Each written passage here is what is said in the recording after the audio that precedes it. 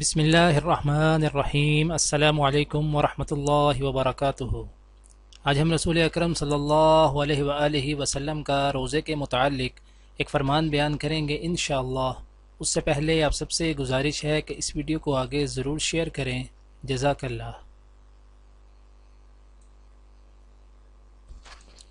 حضرت ابو ہریرہ رضی اللہ تعالی عنہ سے روایت ہے کہ رسول اللہ صلی اللہ علیہ وآلہ وسلم نے فرمایا، روزہ دوزخ سے بچنے کے لیے ایک ڈھال ہے، اس لیے روزہ دار نہ فحش باتیں کرے اور نہ جہالت کی باتیں، اور اگر کوئی شخص اس سے لڑے یا اسے گالی دے تو اس کا جواب صرف یہ ہونا چاہیے کہ میں روزہ دار ہوں۔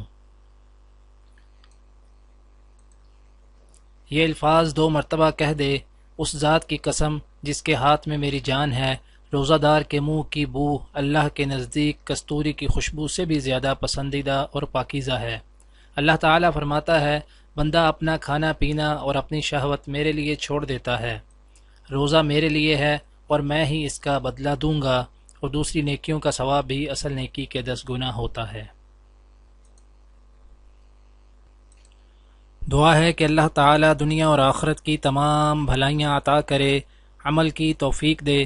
سبحان ربک رب العزت عما یصفون وسلام علی المرسلین والحمد للہ رب العالمین، آمین۔